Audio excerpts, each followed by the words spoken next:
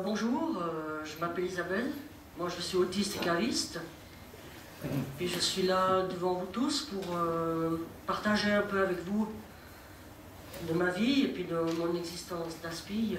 Bon, pour ceux qui ne savent pas, un ASPI, c'est un petit nom affectueux que les personnes ayant le syndrome d'Asperger se donnent entre elles. Bon, en premier lieu, j'aimerais vous remercier parce que vous êtes tous déplacés pour venir m'écouter. Je vous remercie surtout d'être indulgent et d'avoir de la patience, de la compréhension, parce que je n'ai pas beaucoup l'habitude de parler en public. En fait, c'est que la deuxième fois.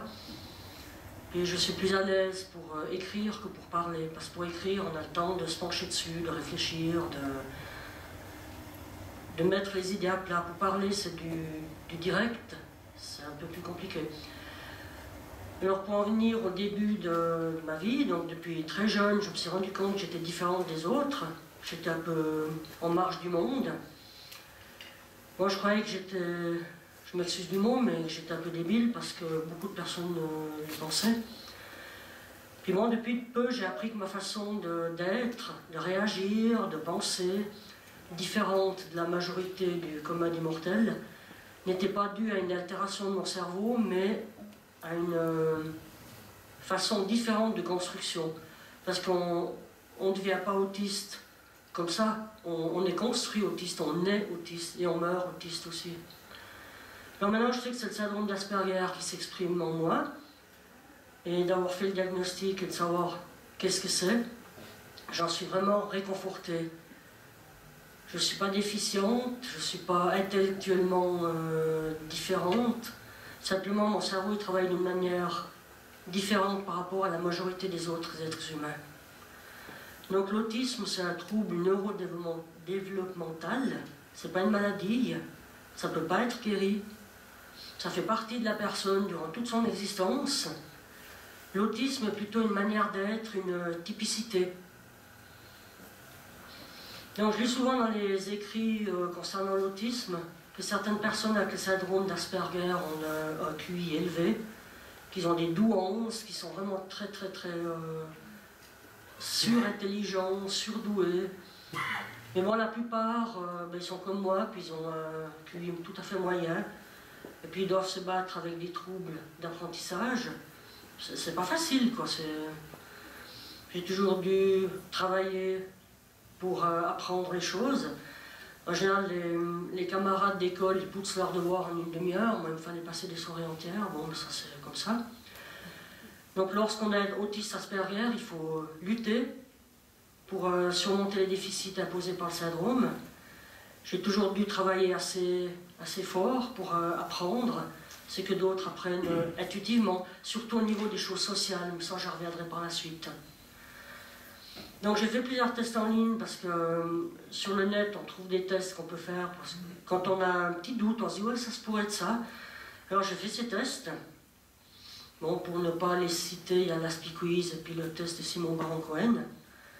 Et là je suis arrivé mais bam en plein dans la cible du syndrome d'Asperger. Bon, c'est déjà ces tests ça sert pas à faire un diagnostic, ça sert à déjà avoir une petite idée, savoir si on est plus ou moins dans la direction, mais ça remplacera jamais un diagnostic bien étayé, bien fait par une personne professionnelle.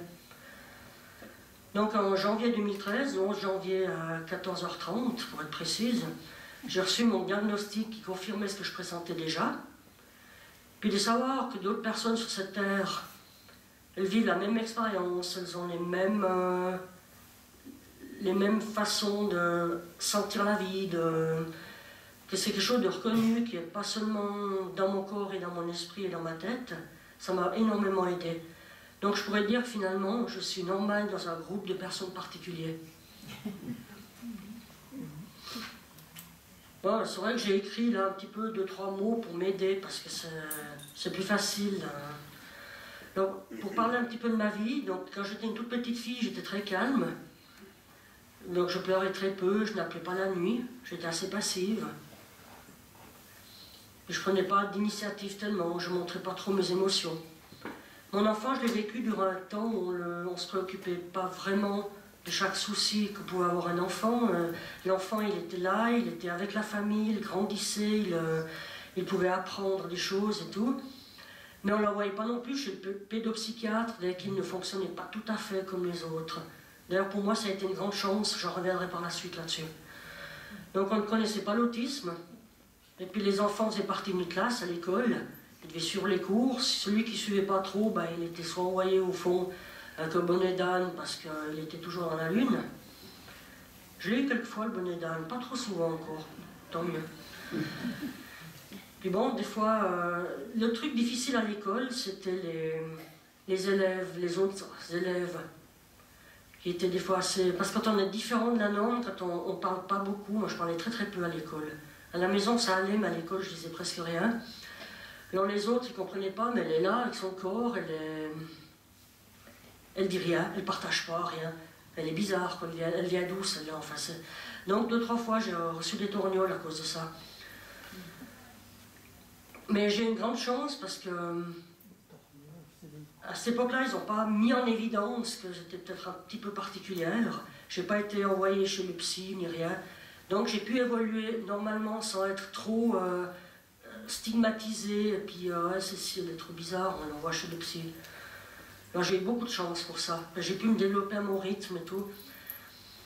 Puis maintenant, en écrivant mon histoire d'autiste, j'arrive à raconter mon vécu et puis mes expériences qui viennent depuis l'enfance, avec une richesse de détails et de souvenirs et de sensations, même des sensations physiques aussi que j'arrive encore bien à décrire. Maintenant, en étant adulte, j'ai fêté 51 ans cette année. Il m'a fallu pas mal d'années pour arriver à faire quelque chose d'explicable et d'arriver à partager, à ouvrir et à donner ces choses-là. Parce que quand j'étais enfant, je parlais à personne, je ne partageais pas mon ressenti, à l'école je ne disais jamais rien. Et je ne savais tout simplement pas que ce que je vivais pouvait être un peu différent, ou pouvait être spécial par rapport aux autres, parce que aussi je n'observais pas tellement les autres enfants. Et maintenant que mon enfance est déjà vraiment bien loin, donc je peux assez décrire des sentiments et des sensations même physiques avec beaucoup de précision et de réalisme. Puis c'est en retournant sur mon passé, en voyant ce que j'ai vécu, je me suis rendu compte que j'avais vécu des choses spéciales, des expériences inhabituelles. J'ai aussi pu, en étudiant aussi, depuis que je sais un peu qu'est-ce qu'il y a de spécial avec moi, en étudiant des biographies, ah ben oui, ça fait partie des réjouissances de l'autisme. Ou bien, ah oui, ça, effectivement, je ne m'étais même pas rendu compte, c'était un truc que d'autres n'avaient pas. Donc maintenant, j'ai pu relever des particularités dans mes façons d'appréhender le monde et de vivre ma vie en lisant aussi beaucoup des récits d'autres personnes Asperger qui ont écrit, qui ont parlé de leurs expériences. Il est vrai que les autres camarades ne pouvaient pas deviner ce que je ressentais, ce que je pensais. Mais bon, ça ne les intéressait certainement pas non plus. Hein. Donc j'étais plus souvent seul dans mon coin. Bon, souvent c'était par choix, mais aussi trop souvent par rejet. Par rejet parce que les enfants dans une école, c'est souvent une meute. Puis la meute, elles sont ensemble, ils jouent ensemble, ils se bagarrent ensemble. Et moi, j'étais un peu le petit truc bizarre qu'on met dans le coin. Ils voulaient non plus jamais trop souvent m'inviter à faire des jeux avec eux parce que déjà, j'étais pas très douée pour les jeux. Souvent, je ne comprenais pas trop. Ils ne voulaient pas perdre la partie à cause de moi. Enfin, c'était des petites choses comme ça. Donc, j'osais pas non plus leur faire confiance, puis aller vers les autres. Des fois, je trouvais aussi plus facile de rester tranquille dans mon coin plutôt que de m'exposer dans la fosse aux lions. Parce que quand on est différent, un petit peu différent, les autres sentent tout de suite. Puis ils sentent tout de suite quand on a peur. Ils sont comme des chiens qui sentent la peur. Puis ils courent après, ils bagarrent. Finalement, c'est très animal, toutes ces choses. On a des instincts très animaux. Donc là l'école maternelle, je suis rentrée plus tard que prévu. J'avais 6 ans et demi. Normalement, on commence beaucoup plus vite, mais les personnes de la commission scolaire ont jugé que j'étais pas mûre. C'était trop vite pour moi. Ils ont bien eu raison. Donc j'ai suivi un cursus scolaire dans des classes d'enfants normaux.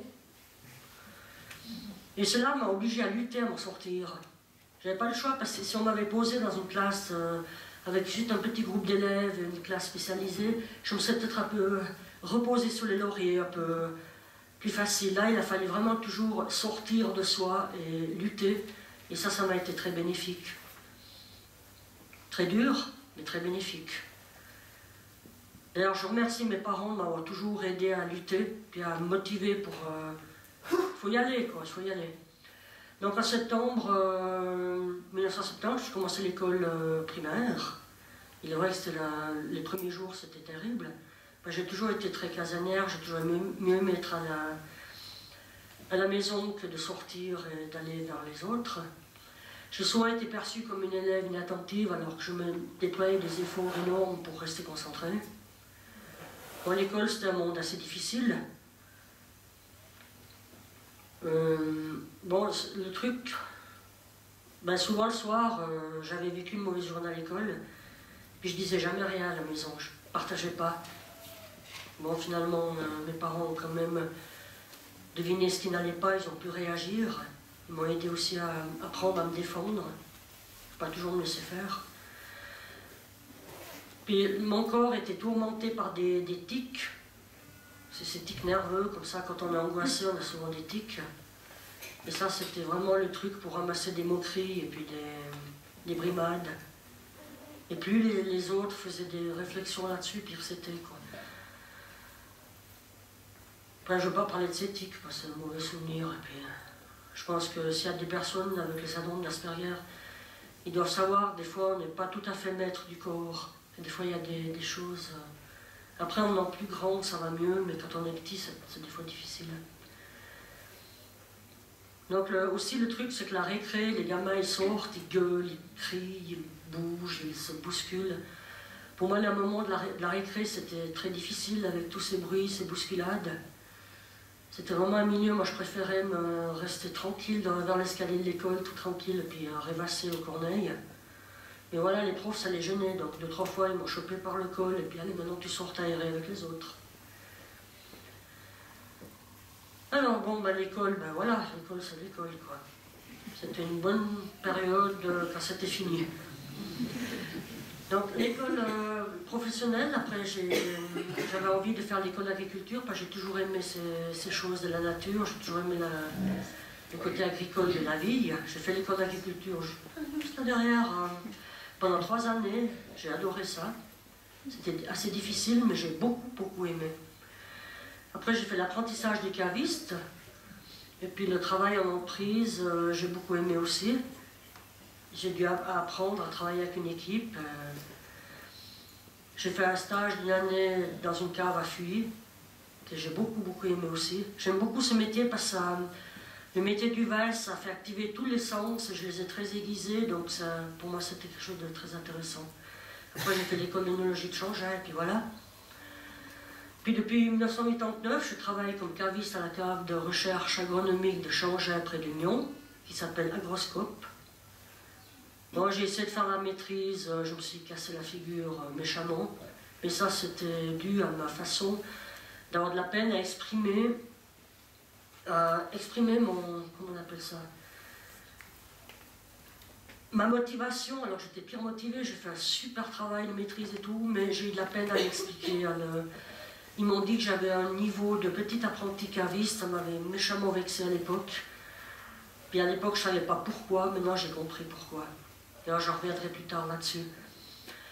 Donc, depuis 1989, je suis à Changin comme caviste. C'est un travail qui est essentiellement manuel. Il faut être précis, soucieux de la bienfacture du travail. Il faut être honnête, conséquent et cohérent. Puis, je travaille dans une petite équipe. Au début, j'ai commencé tout en bas de l'échelle, puis je suis monté gentiment. Je n'ai pas le vertige, donc j'arrive bientôt en haut. Donc au début de mon mandat, j'étais plutôt une exécutante, et plus j'avançais, plus les chefs me faisaient confiance. J'ai vraiment dû faire mon trou, faire ma place. Puis maintenant, ils me font confiance. Et je dirais que le syndrome d'Asperger a plutôt un avantage dans ce travail, dans le sens qu'il faut vraiment... C'est un travail de précision, c'est un travail de mémoire aussi, pas mal de mémoire, et il faut être conséquent. Il y a beaucoup de petites vinifications expérimentales. La plupart des cavistes, ils aiment quand ça pompe, des 100 millilitres ici et là, ça va, ça bouge, tout. Moi, j'aime bien les choses assez fines.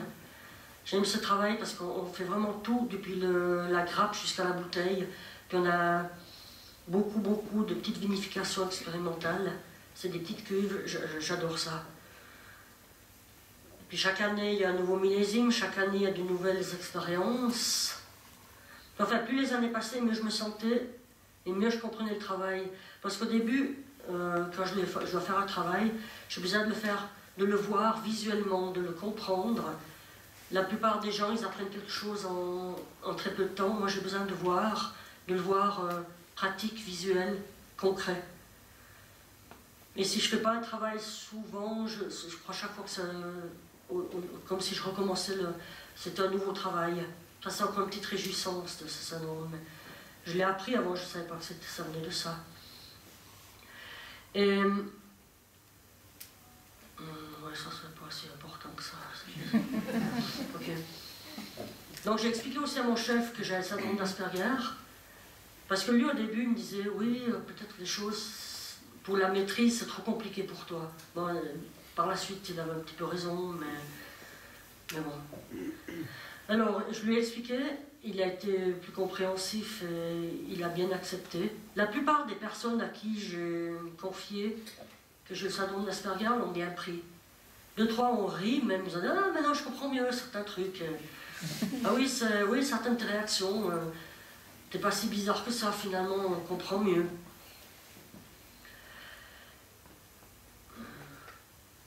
Et puis, bon, après des années d'expérience dans mon travail, j'ai réussi à affiner, parce qu'au début, la concentration, c'était pas si facile. J'ai vraiment dû la dompter. Enfin bref.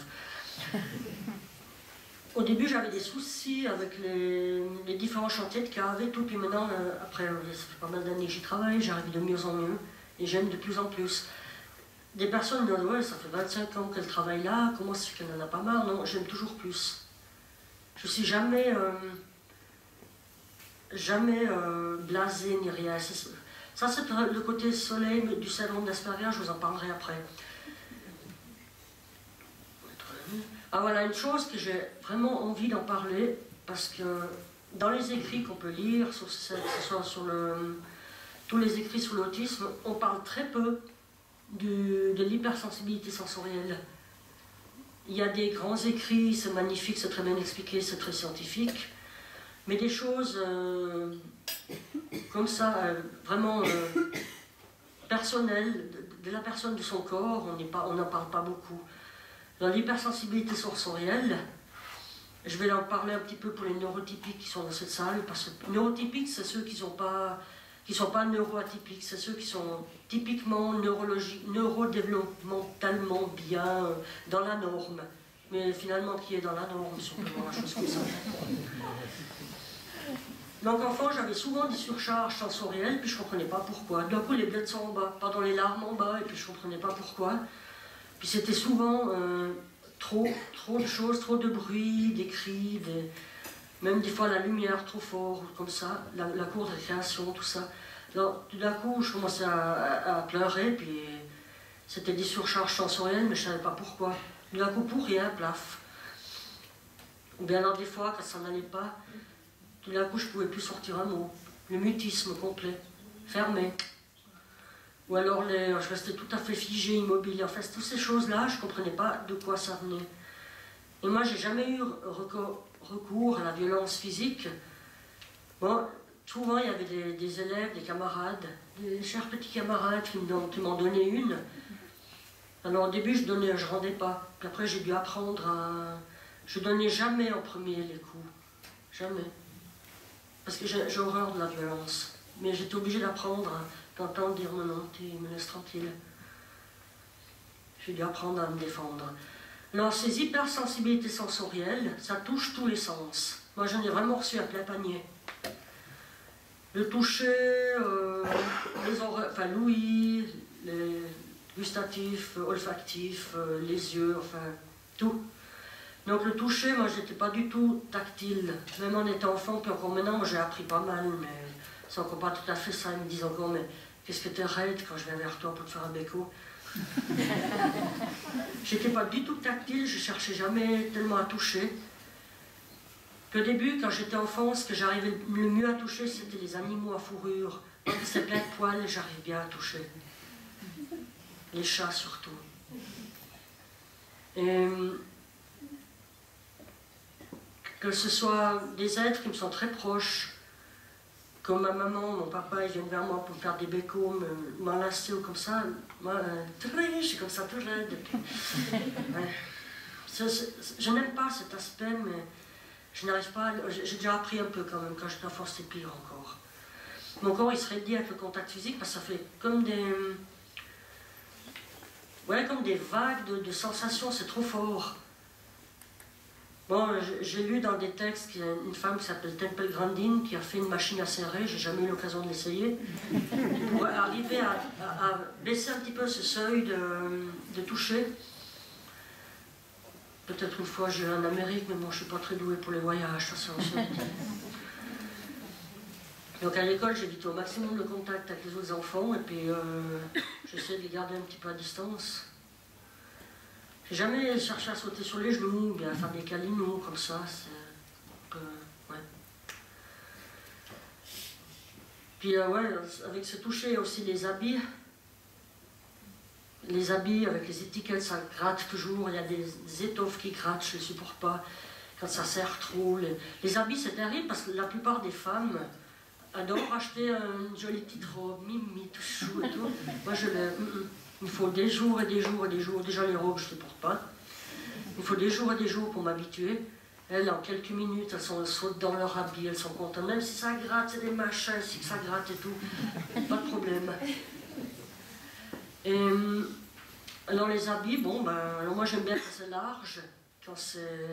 Ce que j'aime le mieux, c'est les gilets d'ailleurs. Avant de partir, maman m'a dit « Enlève-moi ces salopettes, habille-toi quand même un peu jolie pour la conférence. » J'étais à 2 doigts d'arriver avec les salopettes. J'ai quand même laissé le gilet noir, parce que mon gilet c'est très important. Dans les habits, bon ben voilà, les habits, les coutures, les étiquettes, les choses qui grattent, les choses en laine. La laine, ça me fait comme si c'était tissé avec de l'ortie. C'est vraiment, c'est une histoire tactile, quoi. La nourriture aussi, il y a un côté tactile. Moi, quand j'étais enfant, j'avais un repas que j'adorais.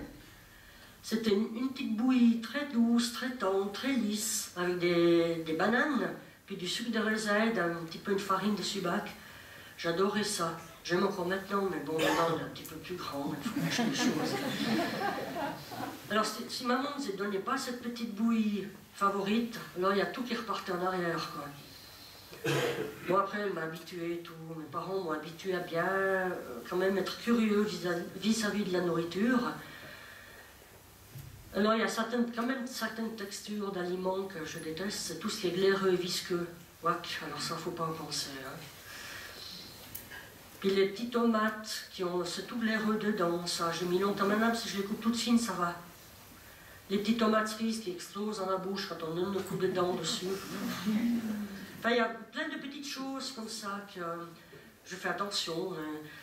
Il y a un fruit que c'est vraiment une immense horreur pour moi, c'est le kaki. Déjà, que je vois un kaki à 10 mètres, quand il est pas mûr, il est déjà super astringent. Il fait tout comme ça, avec du poil dans la bouche, ça fait vraiment, c'est détestable comme sentiment.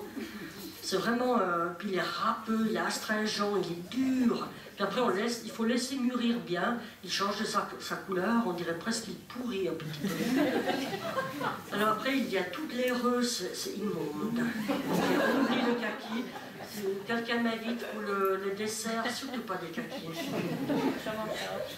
Puis là, tout ce qui a des morceaux de fruits, les yogourts, il y a des magnifiques yogourts, mais ils font des monstres morceaux de fruits comme ça, c'est super bon, tout le monde adore. Pas pour moi. Les confitures aussi, je mixe toutes les confitures, alors pour pas paraître un peu bizarre, je dis oui, j'ai ma marraine, elle a plus tellement des dents dans la bouche, alors c'est plus facile pour elle, la confiture sans morceaux de fruits. Je ne veux pas non plus toujours expliquer, c'est parce que... Ok. Puis quand j'étais enfant, je devais longuement mâcher les viandes qui étaient fibreuses, alors je faisais une grosse boule ici, comme ça, j'attendais qu'elle ramollisse pour l'avaler.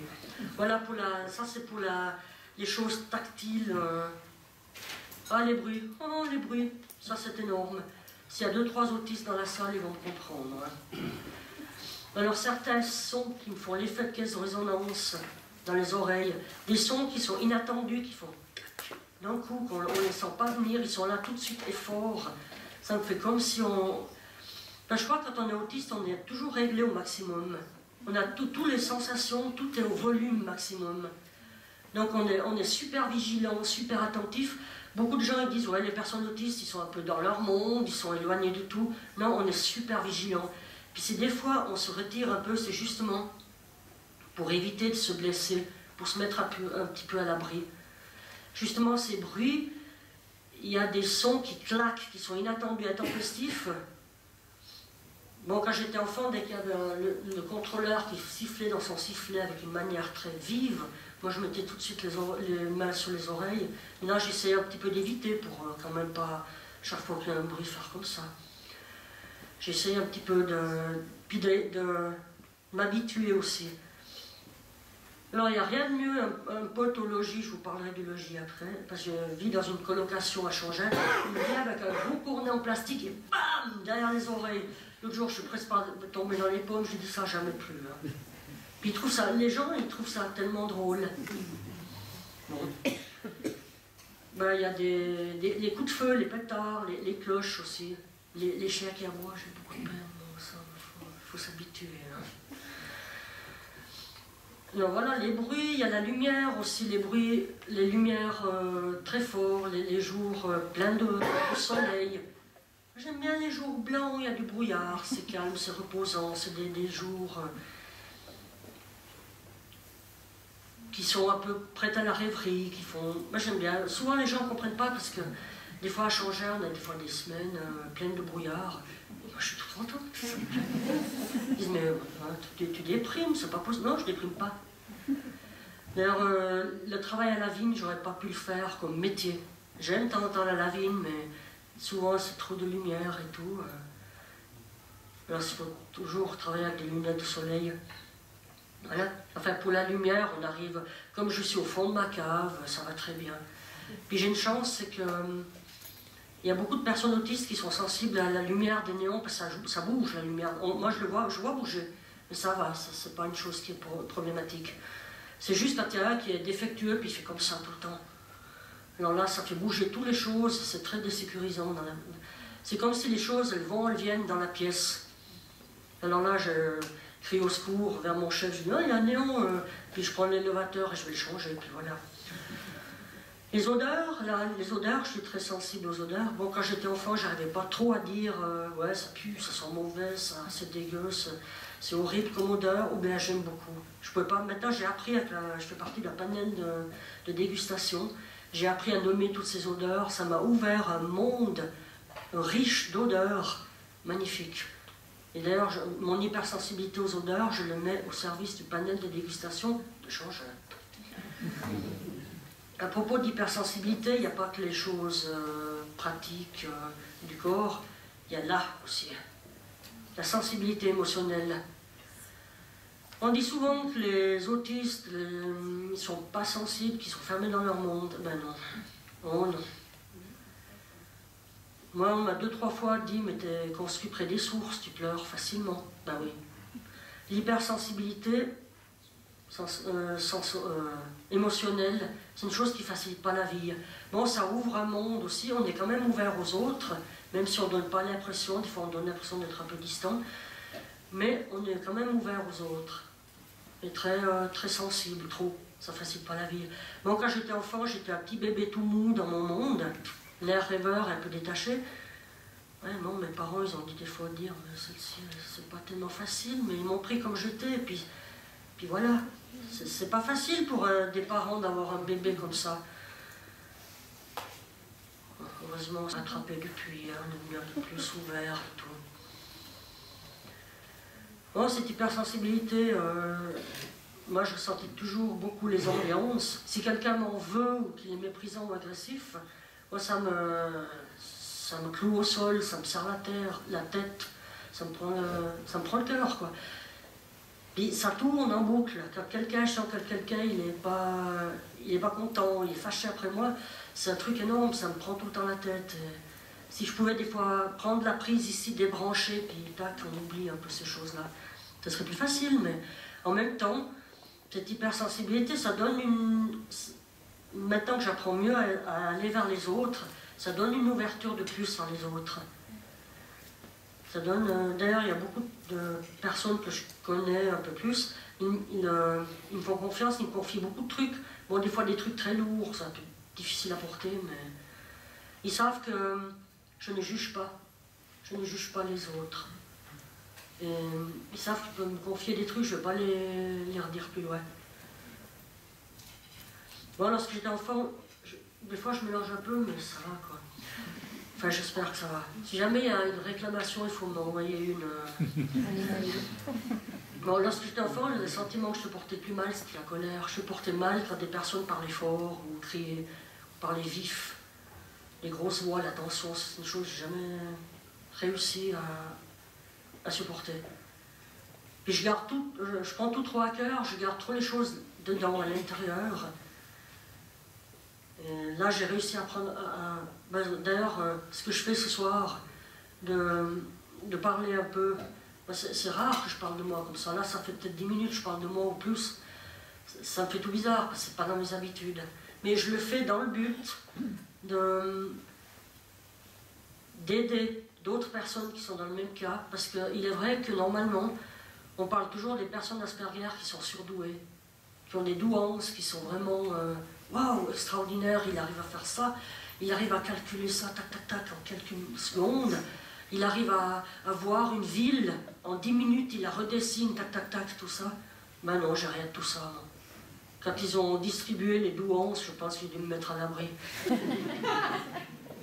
Alors c'est pour ça que je veux parler, puis bon, ben, j'arrive quand même un peu à m'exprimer, je veux parler au nom de ces personnes qui ne s'expriment pas, mais qui ont un petit syndrome d'Asperger, tout simple, sans option, sans le truc vraiment l'entrée de gamme. Bon, ça j'en ai parlé. Ah oui, le sentiment de joie, j'arrive mieux à l'exprimer maintenant. Au début, quand je faisais un petit sourire léger, timide, j'étais très très heureuse. Mais là, j'arrive mieux à sortir tous ces sentiments. J'arrive mieux à m'exprimer. Je crois que quand on est... Je ne sais pas si c'est pour d'autres la même chose. Mais c'est depuis l'âge de 30 ans que j'ai réussi mieux à... Je suis devenue un peu plus humaine, un peu plus ouverte, un peu plus... Je me rends compte que aussi je ressens mieux les choses. Je crois qu'on devient, comment dire, un peu... L'âge adulte commence à 30 ans quand on est un petit peu autiste. Enfin, un petit peu, on l'est pas un petit peu, on l'est complètement. Enfin, c'est mon expérience de... j'ai vécu ça. Je vais vous parler un petit peu de la démarche diagnostique, parce que c'est... La grande raison pourquoi je voulais me faire diagnostiquer, c'était déjà... Parce que bon, je pressentais quand même qu'il y avait un truc qui clochait avec moi. Puis je voulais comprendre, je voulais savoir. Et puis j'avais un métier que j'aimais beaucoup, puis que si je le perdais, que j'aurais de la peine à en trouver un autre, il fallait que je sache aussi pourquoi. Parce que ce métier, j'ai commencé tout petit en montant gentiment les échelons, comme je l'ai dit tout à l'heure. Et si je perdais ce métier, il aurait fallu refaire tout ce travail, me faire adopter, me faire accepter. Puis je voulais savoir, c'était quoi ce truc qui était spécial avec moi, je voulais comprendre. Puis le diagnostic professionnel a confirmé ce que je pressentais depuis toujours. Et bon, moi je le pressentais d'une autre manière, je me disais mais il y a un truc vraiment gros qui cloche, mais qu'est-ce que c'est? Et puis les personnes proches ont réussi bien à m'intégrer dans le monde, les personnes proches de moi. Et parce qu'il y avait des fois des règles de vie que je ne comprenais pas toujours. Toutes ces choses, la plupart des gens apprennent intuitivement à comment se comporter en société, comment faire, comment agir avec les autres personnes et tout. Puis bon, j'ai souvent eu peur de l'avenir et l'angoisse du changement. Alors, puis lorsque je serai plus âgée, est-ce que ça va toujours bien aller? Peut-être, peut-être pas. Alors d'avoir un diagnostic officiel établi par un médecin spécialisé, puis savoir, je pressentais que c'était éventuellement de l'autisme, mais je n'étais pas tout à fait sûre. Je voulais être sûre, puis en sachant ce que c'est, je pouvais trouver des manières de faire, des solutions pour arriver mieux à me débrouiller. Alors là, je me suis inscrite sur le forum d'autisme suisse romande. j'ai eu des contacts avec quelques personnes, quelques membres, qui m'ont un petit peu déjà débroussaillé, trouvé déjà où il fallait que j'y aille mettre mes pieds pour y aller. Elles m'ont trouvé l'adresse d'une docteure formidable d'ailleurs. J'ai eu 2 docteurs qui m'ont fait le diagnostic à Lausanne, à Prilly pour être précis, à Seri, l'hôpital de Seri. C'est marrant parce que la procédure, moi j'avais déjà tout débroussaillé aussi déjà avant. J'avais commencé à écrire mon histoire de vie, qui est là, que je vous montrerai tout à l'heure, pour expliquer depuis l'enfance jusqu'à maintenant qu'est-ce qui coincé aux entournures, qu'est-ce qui n'allait pas trop bien. Alors j'ai envoyé cette histoire par courriel à la docteure de CHUV qui m'a fait le diagnostic. J'ai fait 2-3 tests que j'ai envoyés aussi. Et voilà, j'ai envoyé tout ce matériel pour qu'ils puissent bien lire avant. Et puis j'ai pris le rendez-vous. C'est quoi cette affaire-là? Ouais, des fois je me mélange un peu les... Attends, 14, 15, ouais, c'est bon. Ouais. Enfin, j'ai envoyé toutes ces choses-là et puis j'ai eu le rendez-vous. Puis le 11 janvier, donc j'ai eu le rendez-vous à Seri. Je suis déjà venue très à l'avance. Ben, j'ai toujours peur d'arriver en retard. Puis je suis arrivée là, j'ai tourné un moment sur le site, très beau, c'est un beau parc magnifique. Puis j'ai attendu un moment, puis il y a un klebs qui est venu vers moi, il a commencé à vouloir jouer avec une balle. J'avais pas trop envie de jouer, j'étais assez prise dans mes pensées, je voulais rester tranquille un moment. Il est venu, il s'est posé à côté de moi, il s'est assis tranquille, il m'a attendu. Puis après, il y a un des patients qui est venu vers moi, il a commencé à vouloir jouer avec le klebs l'a gueulé dessus. Moi je fais comme ça tout de suite. Puis après, la docteure elle est venue vers moi, elle a dit ouh, celle-ci. Et bon, j'étais vers eux. En 1 heure, enfin 1h30, 2 heures, je pense qu'ils ont vu tout de suite que c'était un peu spécial. Ça doit se voir apparemment. Alors elle a pris ses feuilles de notes, on a discuté pendant 2 minutes, elle les a mis comme ça. Puis elle m'a dit, est-ce que j'ai des boucles d'oreilles? Bon, j'avais pas vu ça, des boucles d'oreilles. Un petit manque d'observation des visages. Alors ça, c'était déjà noté dans le diagnostic, enfin bref. Enfin, en 1h30, 2 heures, c'était posé, réglé, envoyé, c'est pesé. Je suis sortie de la salle de dégustation, non, pardon, de la salle de consultation, toute contente. Je téléphone à maman, tu sais quoi? Elle m'a dit oui, on s'y attendait, on savait. Enfin, c'est la confirmation. Comme ça, j'ai pu chercher maintenant des choses plus précises, plus ciblées. Puis aussi, j'avais une certaine, un petit peu une légitimité pour faire partie du forum d'autisme suisse romande, et puis partager un petit peu, et puis ouais, un petit peu connaître, côtoyer d'autres aspects, puis genre finalement, ils ne sont pas tant différents de moi. Alors, bon, ça... Ah, voilà. L'avantage de vivre avec le syndrome d'Asperger. Donc, oui, parce qu'il n'y a pas que des mauvais côtés, hein, il y a aussi des bons. Donc, la personne autiste Asperger est très souvent perfectionniste, consciencieuse. Elle aime faire le travail vraiment bien. Faire le travail à moitié ou essayer de camoufler des conneries, pardon, des imperfections qu'elle aurait fait ou des erreurs commises, c'est pas vraiment naturel, c'est pas normal pour elle. Bon, cet aspect de travail vraiment perfectionniste, ça complique beaucoup la vie de la personne avec le syndrome d'Asperger. Mais alors c'est super intéressant, positif, et vraiment bien pour ses collègues de travail. Bon, la personne Asperger, elle fait tout son possible pour que le travail qu'on lui donne soit terminé dans le délai prévu. Bon, si le travail n'a pas pu être totalement accompli, parce que des fois c'est plus gros que prévu, donc elle restera même des heures après les heures normales pour achever sa tâche. Puis ça, c'est vraiment mon cas. Moi, je pars pas tant que c'est pas tout terminé, je me casse pas du boulot. Ouais. Je me sens pas bien. Si tout d'un coup le chef dit mais allez, vas-y, maintenant c'est bon. Hein. Je me sens pas vraiment bien. Moi, j'aime bien quand c'est tout nickel en ordre. Les chefs, mes chefs apprécient beaucoup ma ponctualité, mon souci de perfection. Puis Puis lorsque j'ai un rendez-vous, je m'arrange vraiment pour être à l'avance, pour avoir une belle grande marge, pour surtout pas arriver en retard. Moi, dans le boulot, pendant mon travail, j'ai un raisonnement logique, pratique. Je vois toujours les choses en images, ça j'en reparlerai un peu plus tard. Et cette façon logique et pratique, je trouve souvent des solutions qui sont peut-être pas forcément meilleures, mais différentes et des fois plus intéressantes que ça que les autres collègues auraient adopté.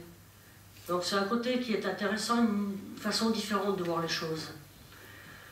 Mes collègues m'apprécient pour ma franchise, je juge jamais personne. C'est pas mon truc de calomnier, de casser du sucre sur le dos de quelqu'un, de dire des choses.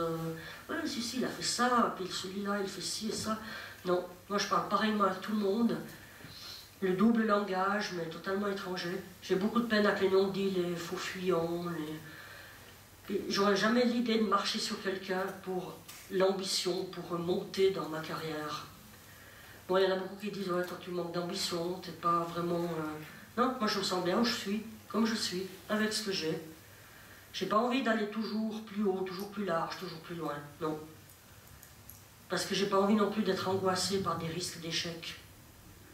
J'ai plutôt tendance à me lancer dans des expériences, dans des choses où je sens que je vais réussir. Bon, la maîtrise, je me suis cassé la figure, mais ça c'est autre chose. J'aime mon travail, je m'investis pleinement. Ce travail de caviste, c'est une passion pour moi. Puis les chefs, ils savent qu'ils peuvent compter sur moi, ils le font de bon cœur. Quand il y a du boulot, il y a du boulot. Je réponds présent. Pour à certaines périodes de l'année, c'est très concentré. Pendant les vendanges, par exemple. Puis les personnes avec le syndrome d'Asperger voient plutôt les choses dans les détails. C'est marrant, on a fait l'autre jour un test avec une copine du boulot, qui elle est méga neurotypique, moi je suis super aspire. Et on est rentré dans la pièce, j'ai dit, qu'est-ce que toi tu vois? Alors elle voyait l'ensemble, le mur, ça, elle voyait l'ensemble, le contexte. Moi je voyais d'abord, le petit machin rouge ici, tac. La vanne ici avec son petit truc bleu. Je voyais toujours les détails. D'ailleurs, quand on a fait le diagnostic, là, dans le cabinet de consultation, il y avait un grand tableau. C'était un très très beau dessin architectural. Et puis il y avait des tout petits oiseaux qui s'envolaient. Moi j'ai d'abord vu les petits oiseaux après le dessin, puis après on voyait en arrière-plan les oiseaux qui étaient dessinés plus finement, mais plus fins, plus faibles. J'ai d'abord décortiqué tous les petits détails avant de voir l'ensemble du tableau. Ben, on a fait la même chose dans le local où on est rentré. Donc ce travail de détail, de voir dans les détails, c'est plutôt un avantage pour un travail de recherche. Alors, bon, je ne veux pas me gonfler parce que puis ni m'envoyer des fleurs parce que je n'ai pas des sous pour les payer. Mais disons, mes forces et mes atouts dus au syndrome d'Asperger, ce serait franchise, sincérité, digne de confiance, volontaire, alors ça j'ai une volonté fidèle et ponctuelle. Fidèle au boulot, pas au chéri parce que je suis célibataire. Et je pense que je vais le rester encore. On est bien en étant célibataire. Moi j'aime la vie avec tout ce qu'elle apporte de beau. Je me sens bien avec mon syndrome d'Asperger. Pas malgré, mais avec. S'il ne faisait pas partie de moi, j'aurais été totalement différente. J'aurais été quelqu'un d'autre. Et ça c'est important de... On ne peut pas dire, voilà, la personne elle est comme ça. Ben oui. On ne peut pas enlever ça de la personne.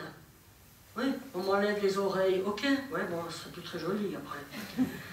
Mais on m'enlève le... Qu'est-ce qu'on peut enlever? Oui, il y a plein de choses qu'on peut enlever. C'est comme dans un robot, si on lui enlève des circuits, il est différent, il fonctionnera différemment, ou peut-être plus du tout. Bon, dans une médaille, il y a quand même un petit côté, d'un côté où ça brille, c'est lumineux, il y a de l'autre côté, là, un petit peu plus foncé, un peu plus noir. Donc il y a des inconvénients de vivre avec le... Ben oui, c'est comme tout, ouais. Donc il y a peut-être quelques petites difficultés donc, qui sont récurrentes et qui chicanent tous les jours. Alors là, il y en a une grosse. C'est la difficulté de reconnaître et d'interpréter les visages des autres personnes. Ça alors... Ce truc-là, il porte un nom que je déteste. Il est aussi détestable que le truc lui-même. Ça s'appelle la prosopagnosie. Le mot, il est long comme ça, mais il est aussi chicanant qu'il est long, quoi.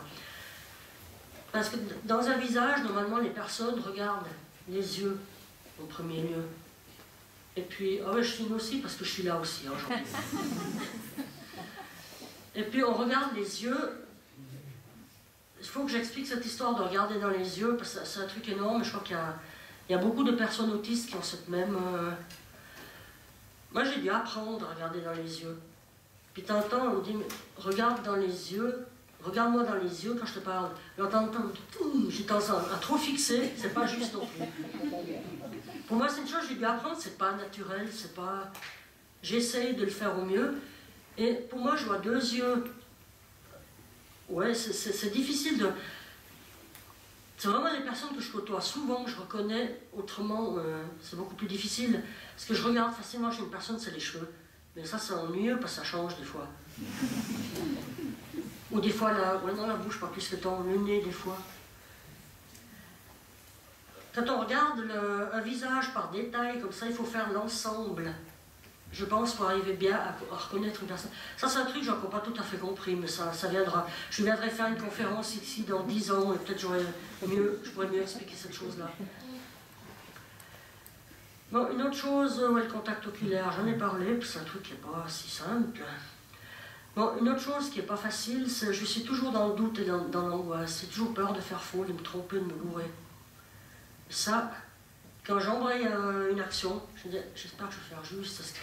J'ai toujours cette peur de se tromper, toujours une incertitude. J'ai toujours eu très peu de confiance en moi, peu d'estime de moi. Cela peut être dû au rôle de bouc émissaire que j'ai eu durant toutes mes classes. Et surtout l'adolescence, purée l'adolescence, aïe. Ça c'est une période énorme. Moi j'ai souvent été moqué, rabaissé, dévalorisé à cause de ma différence, je pense, parce que là maintenant, depuis que je sais que je suis autiste Asperger, je le dis à certaines personnes, puis ils me disent « Ah ouais, je comprends mieux maintenant pourquoi. » Donc les gens remarquent quand même quelque chose. Moi j'avais même pas le sentiment que les gens remarquaient, je comprenais pas pourquoi ils étaient comme ça, des fois spécial avec moi, ou un peu... Ouais. Bon, ça on s'en fout, j'en ai déjà parlé. Moi, j'ai toujours aimé la stabilité. Si je dois faire je dois me faire des programmes bien établis, bien structurés. Puis si d'un coup le chef il déboule un boulet rouge, et puis il me dit oh, il faut encore faire ça, et puis tu t'enlèves de travail là, et puis il faut faire ça. Moi, ça me désécurise ce genre de choses, ça me perturbe beaucoup. Quand je suis en train de faire un boulot, et puis il vient, il m'enlève du travail, puis ouais, il faut aller faire ça, puis après tac et tac, non. Alors, bon, maintenant j'ai appris à être plus souple, mais plus en arrière, c'était beaucoup plus difficile. Toujours, ces changements de programme, il faut s'adapter et tout.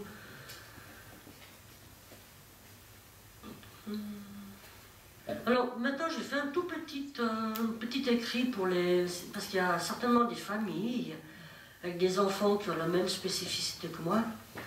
Alors j'ai écrit 2, 3, pas des conseils, je ne prétends pas donner des conseils, mais des petites idées. Donc à l'école, l'apprentissage, la socialisation, du contact avec les autres élèves, ça c'est beaucoup de difficultés. Donc il ne faut pas s'étonner si le gamin, quand il arrive à la maison, il est tout à fait fatigué, puis parce que lui, il doit apprendre 2 trucs. Il doit apprendre la matière qui est donnée à l'école, puis il doit apprendre le côté social.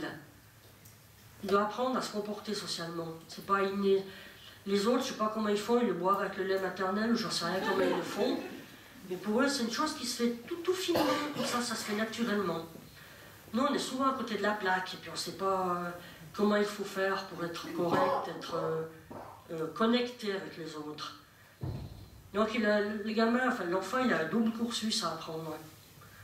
Puis l'enfant autiste, il a de la peine à exprimer ses sentiments. Ça, j'en ai parlé tout à l'heure, c'est mon cas aussi.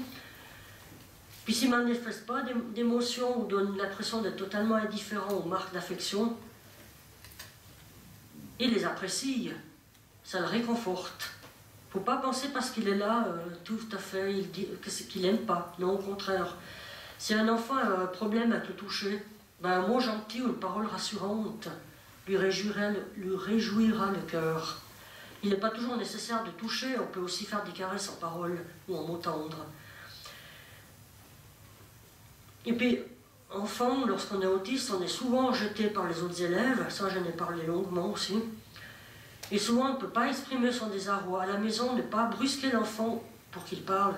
Mais qu'est-ce qu'il sait? Qu'est-ce qu'il y a? Parle, mais dis-moi. Non, non. Il faut lui laisser le temps de rassembler ses idées pour essayer d'exprimer ce qu'il ressent. Il a besoin de temps, il a besoin de rassembler. C'est tout un fatras d'idées dans sa tête, c'est tout mélangé. Il faut arriver à attraper toutes ces petites choses et à faire quelque chose pour expliquer. Moi, j'ai souvent tendance à dire, j'ai besoin de dire quelque chose, puis on me dit, mais crache les mots, je fais les phrases. Celui qui est en face de moi, il dit, mais crache les mots, je fais les phrases. Ok? Oui. Un enfant autiste, il peut paraître sage et mûr pour son âge, c'est vrai. Moi, j'ai une petite fille assez sage et tout, même, mais dedans, on ne sait pas ce qu'il y a. Hein. Il peut sembler avoir compris ce qu'on lui enseigne. C'est vrai, il donne l'impression, ouais, c'est ok, j'ai tout compris, mais il ne faut pas oublier que peut-être il n'a pas compris les consignes. Surtout si c'est des consignes verbales, des consignes, on lui dit quelque chose. Moi, souvent, je ne captais pas les choses. Puis toujours ce doute. Un enfant avec autisme, il est toujours dans le doute, dans l'appréhension, il est fragile et souvent un peu puéril.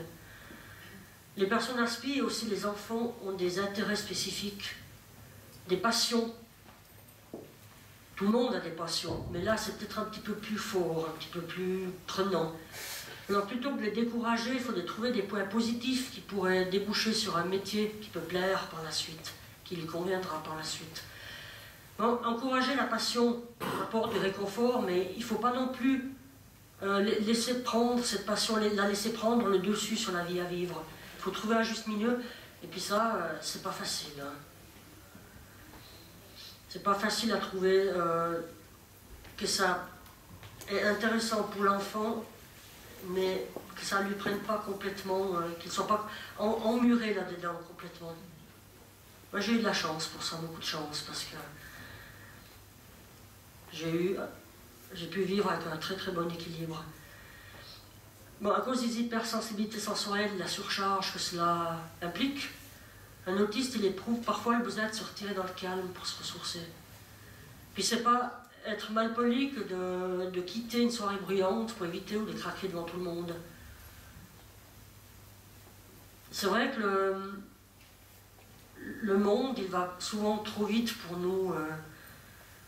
Puis le besoin de solitude, se faire sentir, c'est simplement pour reprendre pied, pour arriver un petit peu à reprendre un petit peu une certaine contenance.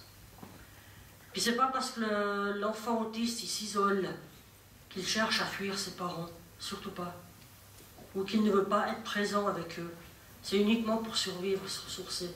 Donc il ne faut pas prendre mal quand tout d'un coup il part, puis il va à un moment trouver un peu de calme. C'est pas dirigé contre les parents, c'est pas mauvaise volonté. C'est simplement que, comme je le disais tout à l'heure, lorsqu'on est autiste, on est volume maximum sur tout. Donc, parce que normalement, une personne, elle peut gérer de ne pas entendre trop les bruits, de ne pas être submergée par les mouvements, par toutes ces choses qui bougent, par toutes ces couleurs, par la vitesse. Je parlerai une fois tout à l'heure du permis de conduire, parce que ça a à faire avec ça aussi. Mais ne mélangeons pas les bidons. Donc dans une fratrie, lorsqu'il y a un enfant, il est difficile pour les autres. Ça, c'est important. Il est difficile pour les autres enfants lorsqu'il y a un enfant autiste. Il est souvent peu aisé d'arriver à donner de l'attention à tous selon leurs besoins respectifs. Pour les parents qui ont plusieurs enfants, dont un autiste, pour eux, c'est vraiment galère. C'est pas facile tous les jours. Parce que l'enfant autiste a toujours besoin d'être rassuré. Puis c'est pas évident d'éviter de faire du favoritisme. Il est souvent plus facile de raisonner l'enfant neurotypique que l'enfant autiste. Mais il ne faut pas non plus...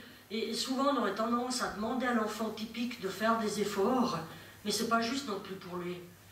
Ça c'est un défi de tous les jours. D'arriver à... Parce que c'est vrai que l'enfant autiste, il réclame beaucoup d'attention. Bon, l'autisme, c'est un continuum, il y a de tous les degrés. Hein. Bon, il y en a qui parlent d'autisme léger, je voudrais bien juste l'inviter à venir goûter ce que c'est autisme léger, on reparlera. Hein. Enfin bref, quoi, mais c'est tout un continuum. Et puis il y a des enfants qui ont beaucoup plus besoin d'attention que d'autres. Alors pour les familles qui ont un enfant qui réclame beaucoup, qui a aussi des fois des crises de colère, pour les autres enfants de la fratrie, c'est difficile. Alors bon courage, je peux que souhaiter bon courage. Bon, pour les professionnels, je pense qu'il y en a quelques-uns dans la salle. Je ne veux pas donner des conseils parce que je ne suis pas là pour ça, mais j'ai imaginé 2-3 tout petites choses. Simplement accepter l'enfant autiste tel qu'il est et lui faire confiance. Lui faire confiance. Ça, c'est très important. Ça, quand l'enfant ou le jeune sait qu'on a confiance en lui, même si, c'est vrai, quand on est plus jeune, plus adolescent, il y a des choses qu'on n'arrive pas à faire. Et on n'est peut-être pas digne de confiance à cause de ça. Mais quand on sent que la personne a la confiance, on essaie de sortir des... Ben, je ne sais plus le mot là, il reviendra prochainement. On essaie de sortir des choses de soi pour arriver à lutter toujours, à réussir. Donc, faire confiance est une attitude qui aidera beaucoup l'enfant ou le jeune à s'accepter et à évoluer dans sa vie. Il faut aussi, une chose, tenir compte de sa fatigue causée par les surcharges sensorielles de la personne autiste et puis avoir de l'indulgence.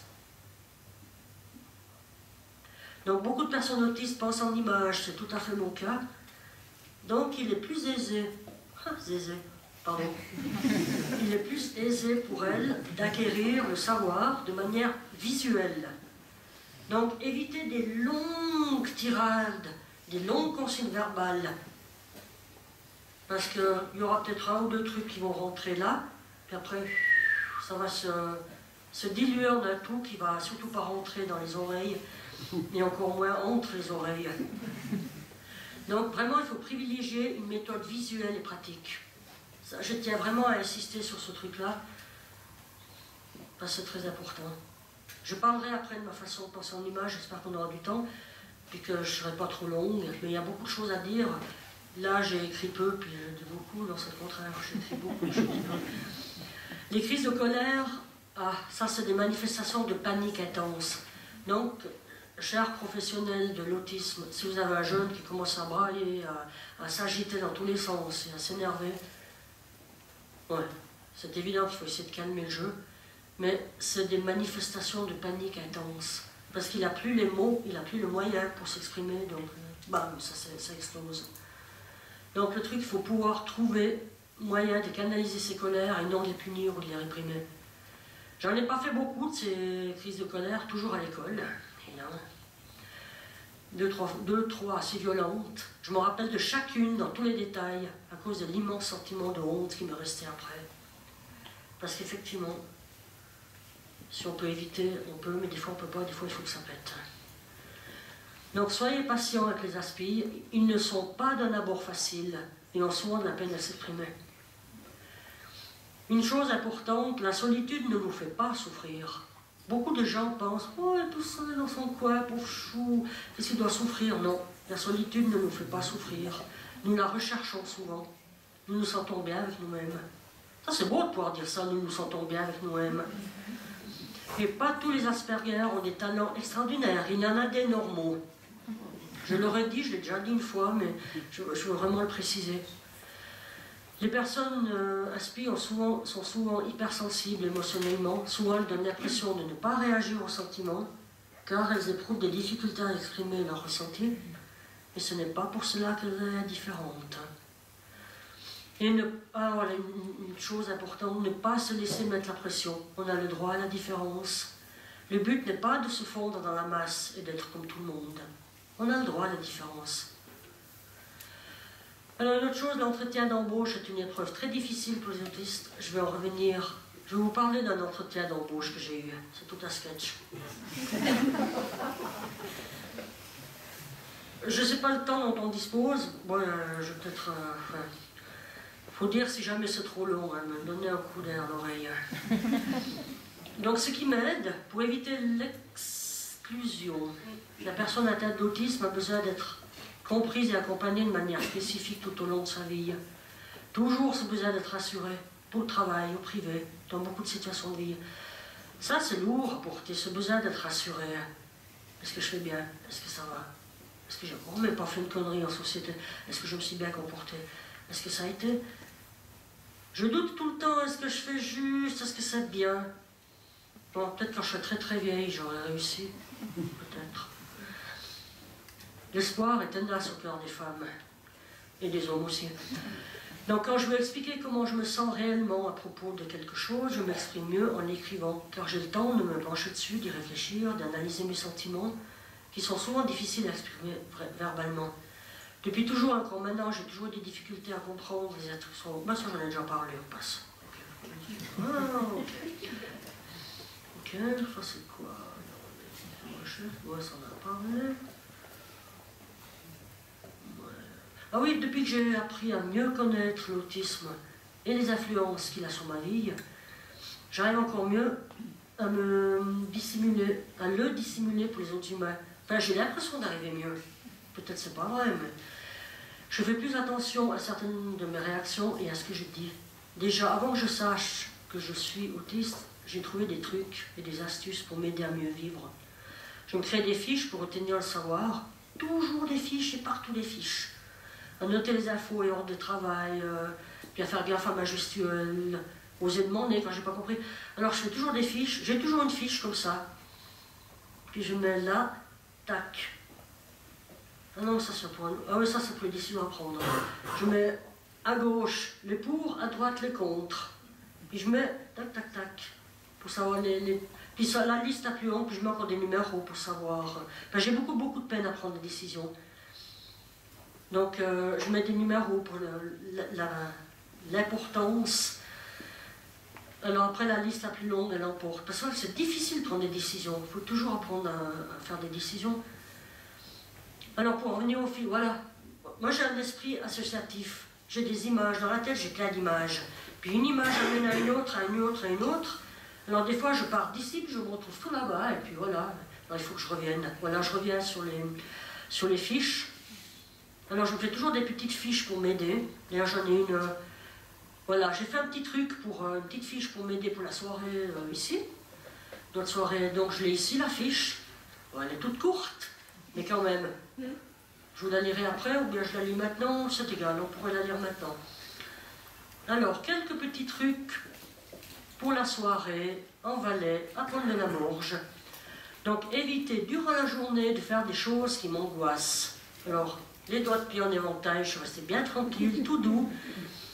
Et puis là, j'ai des personnes de ma famille qui me soutiennent moralement et mentalement et tout. Ça c'est magnifique d'ailleurs. D'ailleurs, je suis encore plus à l'aise ce soir que la conférence que j'avais faite il y a quelque temps en canton de Vaud. Je me sens mieux. Je transpire aussi comme un veau, pareil, mais ça va. Alors, pour revenir à la petite fiche, donc éviter durant la journée de faire des choses qui m'angoissent. Ça, c'est bon. Un petit vu. Ce sera mercredi, ne pas travailler durant l'après-midi afin d'être en forme. Effectivement, j'ai rien fait. J'ai juste envoyé 2-3 petits mails à des potes très sympas. Ne pas utiliser l'après-midi de congé pour régler des problèmes administratifs et faire des téléphones qui stressent ou peuvent fâcher. Alors j'ai laissé maman répondre au téléphone, j'ai dit moi pas de téléphone aujourd'hui. Bien préparer mon sac à l'avance pour éviter d'oublier quelque chose, ça se fait, j'ai fait même la petite liste, tac tac tac, tout ça c'était parfait. Ne pas éviter de téléphoner ou d'écrire à Ville si j'ai un doute ou un souci par rapport à la préparation de la conférence. Je l'ai téléphoné je crois 2 fois il me semble. Ne pas oublier mes fiches qui me rassurent, je ne l'ai pas oublié, elle est là, mes petites fiches, tout est là, bien organisé. Alors, j'étais censé acheter le billet de train, mais j'ai ma meilleure amie qui m'a convoyé en voiture, très tranquillement, tout bien, tout calme, alors c'est encore mieux. Puis on est arrivé ici, on est même arrivé un peu à l'avance. Ne pas me faire des films dans ma tête pour le déroulement de la soirée, car de toute façon cela se passera tout autrement que ce que je me suis imaginé. Effectivement, vous êtes tous là, bien accueillants, avec des bons yeux. Merci beaucoup. Manger quelque chose de léger et facile à digérer pour le midi et aussi à 17 h. Alors moi à 17 h, je me suis mangé de la crème au chocolat avec de la tresse trempée dedans.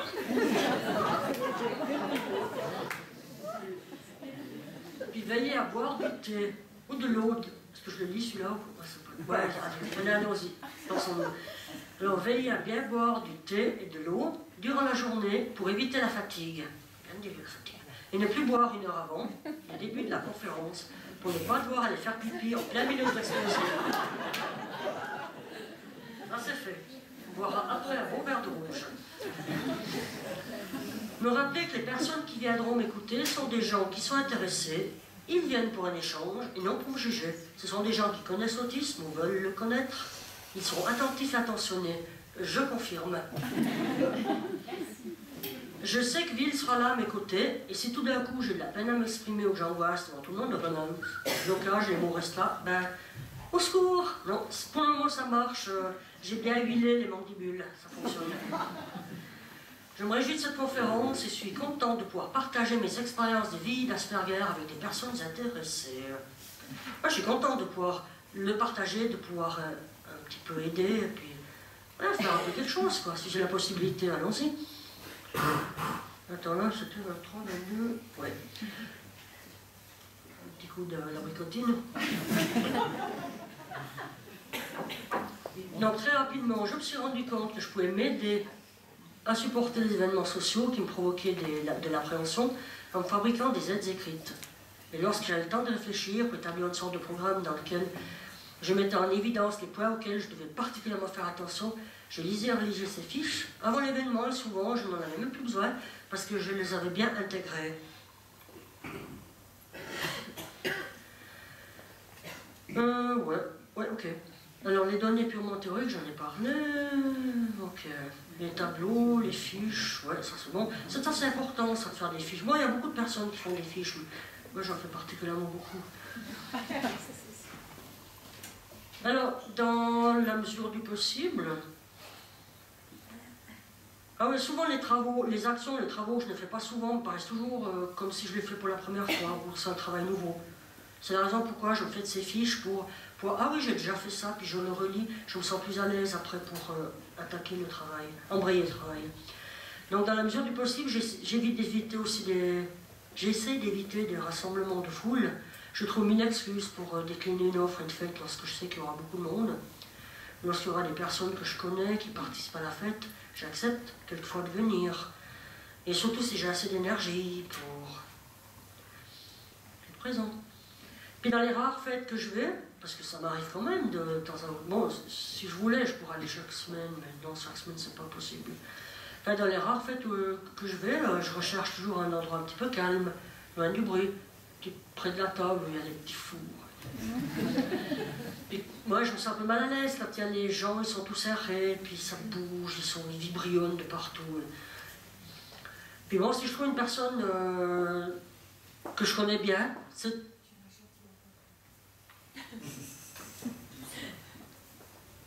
on arrive au bout de la... Ah ouais, alors je parlais de petite... ouais, volontiers. Voilà, bah, si je trouve une personne, je m'accroche sur elle, tac, comme une tique, et puis c'est elle qui me rassure, et puis je reste toujours avec elle à côté. Il y en a 2-3 qui ont senti cette chose-là, effectivement. Bon, mes soucis pour l'avenir, je ne vais pas trop en parler, parce que tout le monde en a des soucis pour l'avenir. Hein. Ouais, ça se... Ouais, penser en image, ouais, juste rapidement, donc... Enfin, il y a des gens qui parlent, qui pensent en mots, et moi je pense en images. Tout se fait par l'image dans la tête. Donc j'ai comme une discothèque, non ça c'est autre chose, je déteste cette discothèque, c'est trop de bruit, c'est trop. Une vidéothèque dans la tête. Quand on m'explique quelque chose, j'ai comme un logiciel qui traduit tout en images, et comme ça je peux stocker le savoir. Après quand j'ai besoin de trouver quelque chose, tac, je sors le DVD où il y a les images, et je retrouve tout le film. C'est pour ça, des fois, quand on parle comme ça, ça prend un petit peu du temps parce que je dois d'abord voir les images, les traduire en mots. Pour moi, les mots, c'est comme si on veut une deuxième langue. C'est comme une deuxième... pour ça que j'acquiers mieux le savoir quand c'est visuel, quand c'est avec les mots, je dois d'abord les traduire en images pour comprendre. Enfin, on va parler peut-être plus longuement, un jour je ferai une fois une conférence. Alors je parle de l'entretien d'embauche, je vais quand même parler rapidement parce qu'il y a des personnes, des jeunes qui vont démarrer dans le monde du travail, je souhaite bon courage. Donc une fois j'avais un entretien d'embauche dans une cave au canton de Vaud. Moi je m'étais déjà fait 1000 films avant, je me disais, oh, qu'est-ce que je vais dire, qu'est-ce que je vais pas dire, comment je dois me comporter, attention les gestes, faire attention à... Pas faire des réflexions, pas dire oh, qu'est-ce que c'est que ce truc-là, ou bien pas dire oh, ça sent pas bon ici, comme ça, attention. Ou bien pas dire ah mais qu'est-ce que c'est votre truc. Non, attention, hein. Calme, arriver, se présenter, dire bonjour, bien regarder la personne dans les yeux, et puis faire attention, s'habiller correct. Enfin voilà, alors j'ai revisé tout ça, je me suis fait une méga liste. Et puis bon. Le jour fatidique, bon, j'étais habillé avec une paire de salopettes, des bons souliers de travail, un tablier de cave, normal, bah oui, je suis caviste. Dans le jour fatidique, il est venu, maman m'a amené devant la cave, je me suis enfilé dans ce grand bâtiment et tout. J'ai un mauvais sens d'orientation, je me suis perdu dans les couloirs. Alors après, j'ai demandé à une dame, elle m'a conduit où il fallait. Mais bon, je suis arrivé bien en avant, j'ai dû attendre un peu. Après, j'ai toqué à la porte, tout doucement. Puis j'attendais. Voilà, j'ai toqué un petit peu plus fort. Puis une voix qui m'a dit, mais entrez. Alors je suis rentré. Elle m'a dit, mais prenez place, mademoiselle. Ok, j'ai pris place. J'étais là, un petit peu serré. Je le regardais surtout pas dans les yeux. J'étais assis sur la moitié de la chaise. Très très à l'aise. Très détendu. Il me regarde. Il me dit, oui. Je lui ai dit un tout petit bonjour, tout fin, on arrivait à peine à l'entendre. Hein. Puis il m'a dit, ouais, ben, il m'a dit, vous êtes là, vous désirez travailler dans mon entreprise? Puis j'ai dit, oui. Mais, oui, pourquoi? Il m'a dit, je suis graviste. Après, il me regarde un peu, il me dit, mais vous êtes intéressé à... Ça vous intéresserait de travailler dans notre cave? Je dis, oui. Ah ben mademoiselle, vous n'êtes vraiment pas très causante. Hein. Si vous voulez travailler avec nous, il faudra peut-être communiquer avec vos collègues. Hein. Bon. Voilà. Après, je suis parti. Et j'avais tout ce qu'il fallait dire. Je les avais tous là. Et voilà. Bon, je n'ai pas été engagé, ça c'est bizarre. Mais... Ah, l'entretien d'embauche, la solitude, j'en ai parlé. Donc je regardais s'il y avait autre chose. Le contact visuel, oui, bon, le contact visuel, c'est un... Bon, ben je crois que ce que je vais faire, je vais accueillir avec bonheur vos différentes questions. Parce qu'il y aura encore à parler jusqu'à minuit, hein. Mais je crois qu'on va peut-être garder ça pour une prochaine. En tout cas, un intense, un immense, un large et un profond merci d'être venu avec vos grandes oreilles attentives. Merci beaucoup. Merci.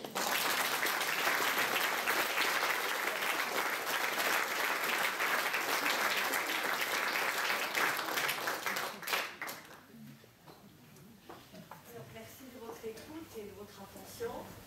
Alors on va prendre quelques questions parce que Isabelle elle répond volontiers à vos questions. Alors pour les personnes qui ont une question, si vous voulez parler assez fortement parce que le micro on va le laisser à Isabelle pour que tout le monde puisse bien entendre la question. J'ai juste une par rapport au vocabulaire. Vous parlez tantôt de syndrome d'Asperger et tantôt d'autisme. Est-ce qu'il y a des autistes qui n'ont pas le syndrome d'Asperger? Oui. Est-ce qu'il y a une différence entre les deux? Ben, disons que moi je dis toujours que je suis autiste Asperger. Parce que le syndrome d'Asperger, c'est une forme d'autisme, dans le spectre de l'autisme. Mais il y a plusieurs formes. Il y a les autistes verbaux et les non-verbaux déjà. Il y en a de ceux qui ne parlent pas, malheureusement. Il y en a de ceux qui parlent. Et puis comment dire ça? Et puis il y en a de ceux qui sont surdoués. Il y a vraiment tout. Donc, mais c'est tous des autistes. C'est tout dans le spectre de l'autisme. Maintenant, ils appellent TSA trouble du spectre de l'autisme. D'ailleurs, la dénomination syndrome d'Asperger va disparaître dans le nouveau, comment ça s'appelle, DSM. Ouais. Dommage, parce que moi j'aimais bien ce nom, syndrome d'Asperger. En plus, j'adore les asperges.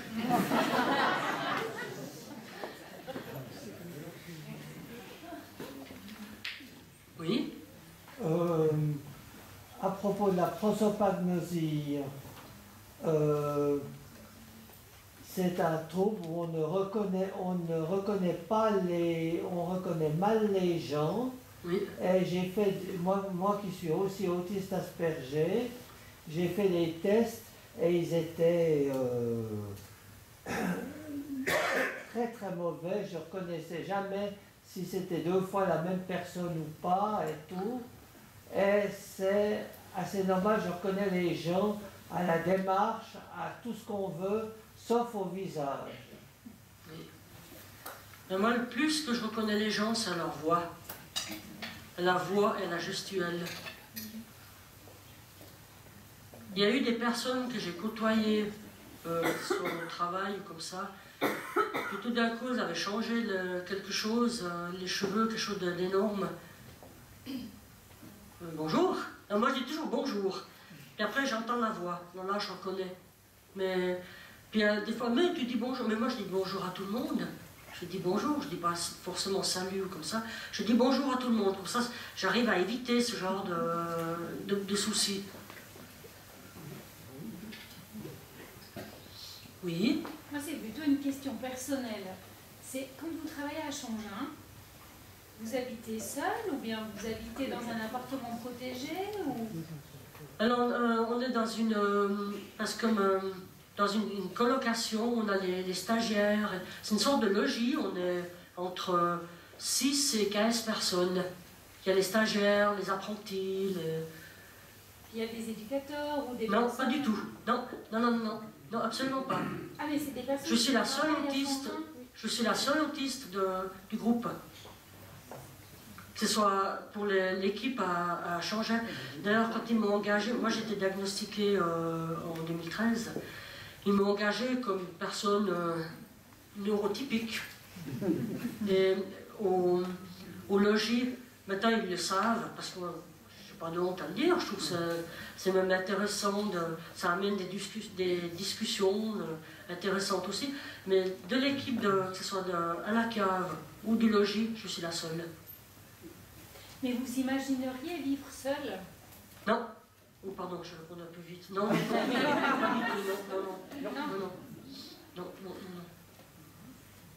Oui. Moi, je trouve que vous avez beaucoup le sens de l'humour. Oui. Est-ce que c'est quelque chose que vous avez acquis ou bien vous l'avez toujours eu? Je sais pas. Je sais pas. Je sais pas, je m'étais pas... C'est vrai que souvent, par exemple les blagues, j'en connais pratiquement pas. Mais souvent, des fois les gens rient avec ma manière de parler. Mais pas... Il y en a qui arrivent à raconter des blagues et tout, là je suis méga nulle avec ça. Mais ouais. Bah tant mieux. Oui. Moi, ce que j'aime savoir en tant que parent, c'est lorsque notre enfant nous dit qu'il n'écoute pas, qu'il ignore, comment savoir si réellement ça ne le touche pas, quand il ne dit pas, quand il ne parle pas, quand il ne montre rien. Oui, ça c'est la grande difficulté, effectivement. Parce qu'en général, en principe, on écoute. Bon, il y a des moments où je pourrais parler de ça en 2 secondes, parce que des fois, le cerveau autiste, il est particulier. Des fois, quand il est trop submergé par des stimuli, il se déconnecte. Donc ça peut arriver dans ces moments-là qu'on n'écoute pas, effectivement. Alors lui, il a la capacité, enfin moi j'appelle ça une capacité, lorsque quelque chose ne lui va pas, il peut rester une demi-heure à 1 heure immobile, mais ouais. Immobile de chez immobile, il n'y a plus rien qui bouge. Et quand on essaie de savoir ce qui s'est passé, il dit juste c'est tout blanc. Voilà, effectivement, ça fait comme un brouillard blanc dans la tête. Mais du coup, on ne sait pas si ça le touche, si ça ne le touche pas. Cette histoire de brouillard blanc dans la tête, c'est une bonne idée d'en parler parce que ce soit à l'école, n'importe, dans des situations où il y a trop de bruit, de lumière ou de concentration, le cerveau il se déconnecte, il se remplit de brouillard. Donc les sons sont plus doux, les sons qui viennent aux oreilles. Puis on voit les choses tout floues comme à travers un brouillard. Et ça m'a posé des problèmes pour la conduite automobile d'ailleurs. Parce que dans la conduite automobile, il y a... Bon, le maniement du véhicule, c'est encore pas trop ça le problème. C'est la vitesse, c'est le mouvement, c'est les autres qui viennent en face, c'est les panneaux à lire, c'est des lumières qui changent. Alors moi, j'ai eu 2-3 fois le cerveau qui se déconnecte et ça, c'est super dangereux pour conduire. Mais est-ce que vous arrivez à me dire quand vous aviez le cerveau, comme vous dites, qui est débloqué? Je sens que ça va venir. Si vous entendiez, si vous sentiez quand on vous touche, ou c'est... Toutes les choses sont plus, comment dire, sont plus légers. On entend les sons, mais ils sont déformés. Ils sont pas la même chose que... les sons sont plus doux. On entend des voix, mais on ne peut pas comprendre toujours tous les mots. Et c'est comme pour voir, on voit, on voit des taches de lumière, mais pas vraiment précis comme ça. Et ces déconnexions involontaires du cerveau, parce que souvent elles sont involontaires, on peut les sentir venir. On peut aussi, depuis que je suis adulte, j'arrive même à les faire venir, à les, comment dire ça, à les provoquer. Moi j'essaie d'éviter au maximum, mais des fois quand ça, je peux le faire ça. Et alors là je pars pendant un bon moment, tranquille. Donc c'est vrai, pendant ces moments-là, ce que vous avez dit à votre enfant, il n'aura pas forcément, il a entendu que vous avez parlé, il a entendu le son de votre voix, mais il n'aura pas forcément ni enregistré, ni compris les paroles. C'est quelque chose de flou, c'est vraiment une déconnexion. Est-ce que vous pourriez parler de votre technique pour vous déconnecter? Alors je fixe un point qui me plaît, souvent un point lumineux mais pas trop fort, ou une tache de couleur qui me plaît. Puis tac, quelques minutes et puis ça part.